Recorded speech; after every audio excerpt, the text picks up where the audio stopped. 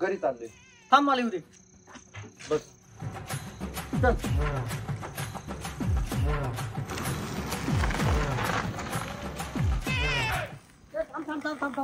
इकडे काय रे?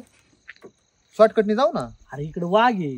अरे इकडे आपली इस्रायलची शेती आहे, आपल्या उसात वाघ नसतोय. आणि तुला सांगतो वाघ आला ना असं आरडायचं, वाघ पळून जातोय. आरडल्यावर पळतोय काय? अरे मग इस्रायलहून शिकून आलोय मी आरडल्यावर पळून जातोय वाघ. ए नको ना, नको आयवाला चल. नको रे. काय होते ते पण